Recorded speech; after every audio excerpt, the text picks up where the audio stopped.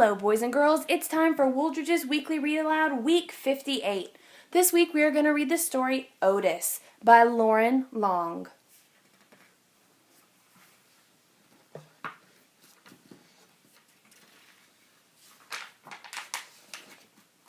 Thumbs up for the title page.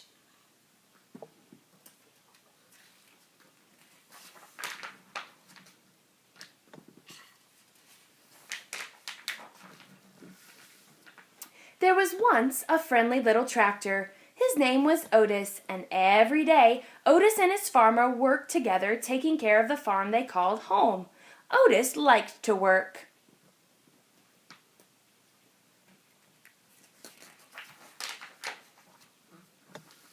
But after working hard all day, Otis was ready to unwind and play. He would ride the rolling hills and skirt Mud Pond down by the corn. He would leapfrog bales of hay and explode through the haystacks.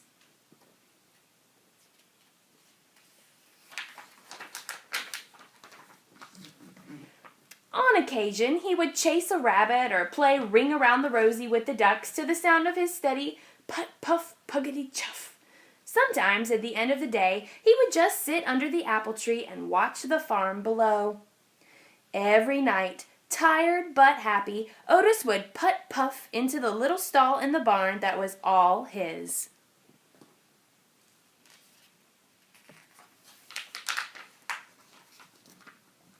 One night, when Otis was fast asleep, the farmer brought a beautiful baby calf into the barn.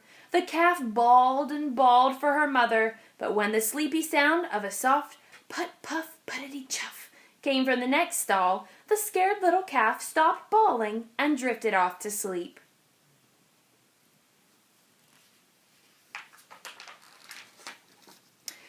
From that day on, the calf started following the little tractor wherever he went.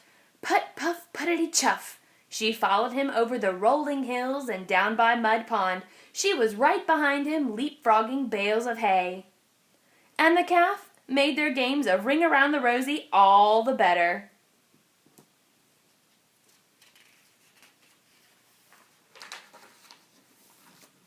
Sometimes, at the end of the day, the two of them would just sit together under the apple tree and watch the farm below. Otis loved his little calf, and the little calf loved Otis.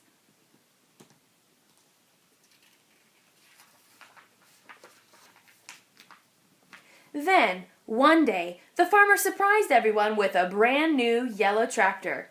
"Time to move out, Otis," the farmer said. He took Otis out of the little stall in the barn that was all his and parked him back behind the barn.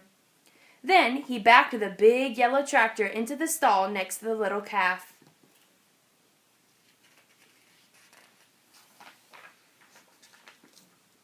But the little calf didn't like the big yellow tractor. He had a deep rumbling snore that shook the stall when he slept. There was no one to purr the little calf gently to sleep, no one to spend her days with.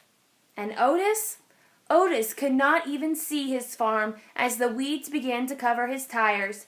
His friend often sat with him, but she could not get him to play like the old days.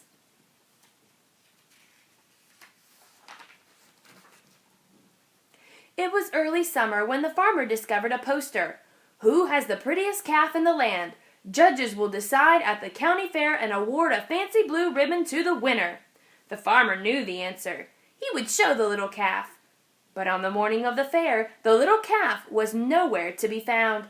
She had wandered down to Mud Pond by the cornfield to cool off.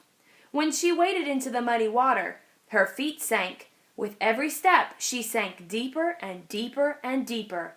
The little calf was stuck in Mud Pond.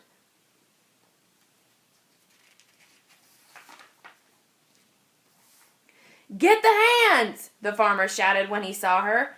All the farm hands came running with their ropes, but the more they tugged, the more stuck the calf got.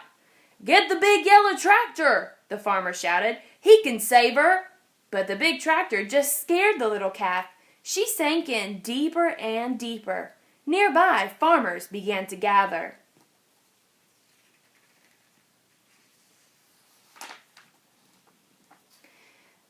"Then call the fire chief Douglas and the fire truck," the farmer shouted. "They can save our little calf." But the sight of the big red fire truck startled the little calf in even deeper.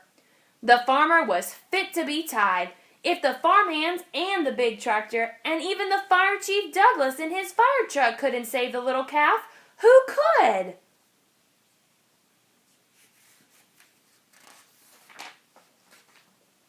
Suddenly, the little calf's ears perked up.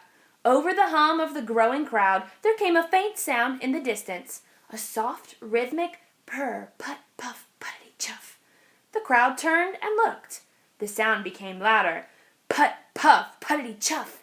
And all at once, Otis puffed from around the barn. He turned and headed straight toward Mud Pond.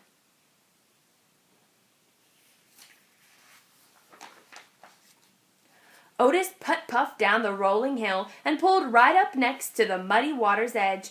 The calf heard her friend's puttering purr and bawled. It was something like a hello.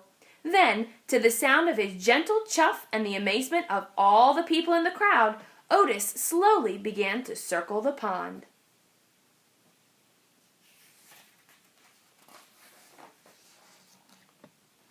He circled, and the little calf turned and turned, never taking her eyes off of her friend.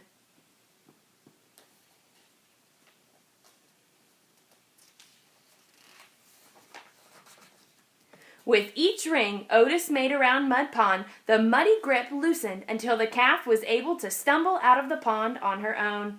The two friends had found each other again.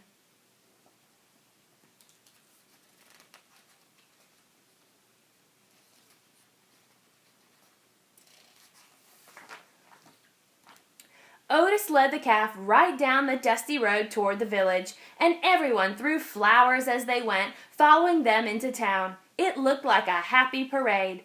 No one needed a fancy blue ribbon to tell them that the calf was a special calf. Otis was a special tractor, and the two of them were special friends.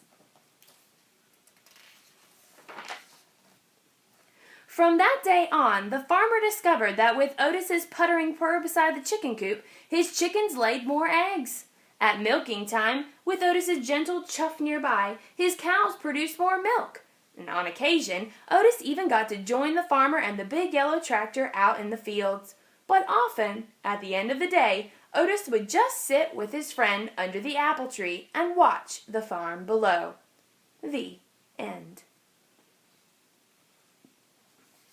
I enjoyed reading with you, boys and girls. I look forward to next time.